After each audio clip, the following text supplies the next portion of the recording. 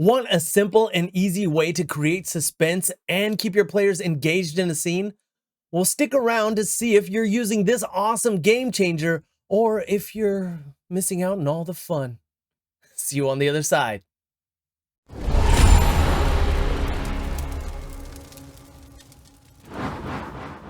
I'm Baba Tucker with MageGate Games, and if you like role-playing games and rolling dice, you're in the right place. So go ahead and smash that subscribe button so you never miss another video. In this video, I'm going to show you a simple and easy way to create suspense by using countdown timers in your D&D game. Countdown timers are a great way to keep your players involved and as well as engaged. They can be used in all sorts of ways. Use them in your combats, puzzles, or just general exploration. So sit back and relax while I give you just the tip to make your timers a game changer. Let's just go right into it. The timer can be set to any time interval you want. Turns, rounds, days, weeks, months, years, whatever. Just make sure that you have set a timer. So, for example, if there's a ritual that's going to happen in 20 days, get out your 20-sided die and put that bam right in the table or on your VTT. Count it down every time there's a new day. Let the players know that they're one more day closer to annihilation or to the summoning of the great creature that's going to devour all the souls on the planet. If it's by turn, what about a fire? And each time somebody is next to this fire, they are going to be burnt. So other players need to get to them before the turn or round is over. Just like maybe even like in 10 rounds, this person is going to die. Roll the dice or choose on the die. It's up to you as a GM, and as your players have the game that you want at your table. So another thing, you can use timers for any scene, and I would choose to particularly use them for almost every scene possible. Yes, that's right. Combat, puzzles, general exploration, even social encounters, I would use them. So for example, in combat, I use timers. We have going right into our Game Master's Guide for Traits and Actions, Monsters and NPCs. If you go to page 144, there is a necrotic death clock. So this death clock, I'll read it just for you. When you are reduced to half your hit points or less, a countdown timer inside you triggers. In 3 rounds or whenever you reach 0 hit points before that, you age, swell, and burst in a shower of blood and gore that destroys your body and non-magical possessions. Each creature within a 10-foot radius of you must make a DC 13 Constitution saving throw, taking 9 3d6 necrotic damage on a failed save and is poisoned until the end of its next turn. On a successful save, it takes half damage and is not poisoned.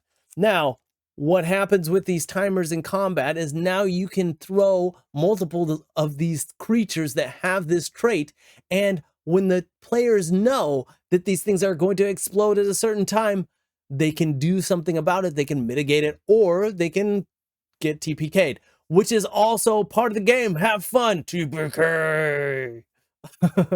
No, but also other things about combat. You can have certain immunities. You can have other traits be set on timers. Like, oh, if they're hit with a fireball spell, now the creature is immune to fire.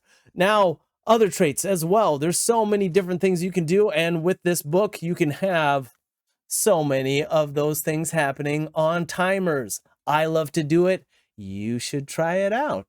Also, down in the description below, there's a coupon code for this book for your Game Master's Guide to Traits and Actions for Monsters and NPCs. Yes, it's down in the description below, so go ahead and get that after the video. Next, puzzles. If you have a puzzle, put it on a timer.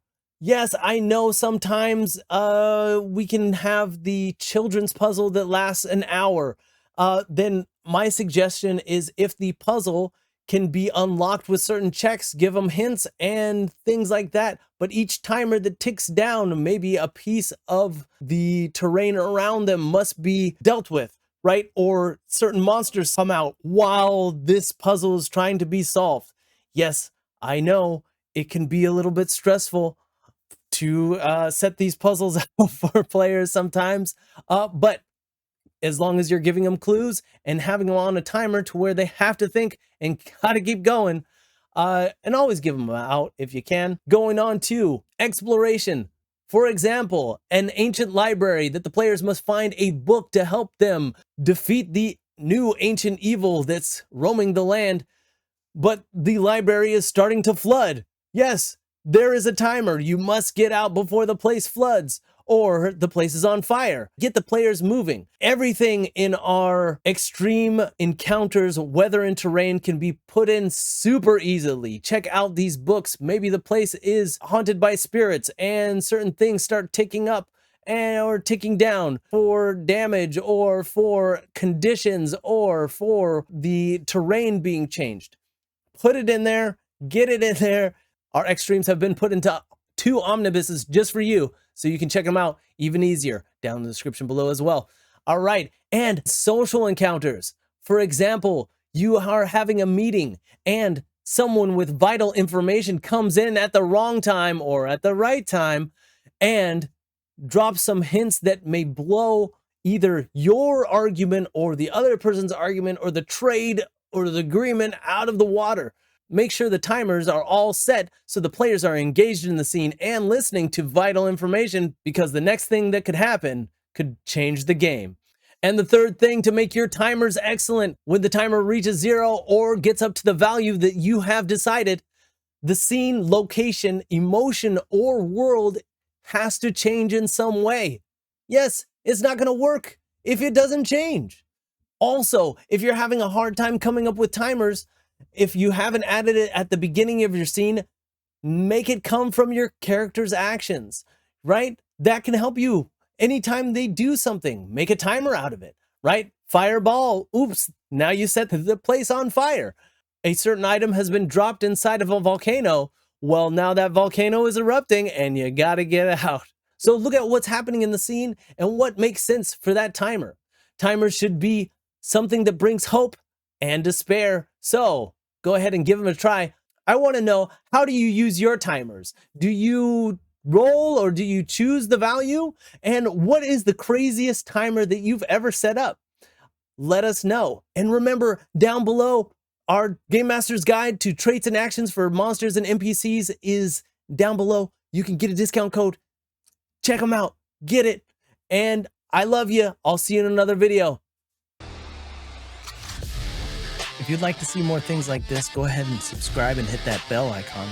If you feel like supporting us and helping us bring more things to you and our community through the MageGate, go ahead and check out our links in the description below and join our Patreon. If you haven't picked up your free Heirloom Magic Item PDF, go ahead and check out our website where you can get that for free. Thank you so much again, and see you in another video.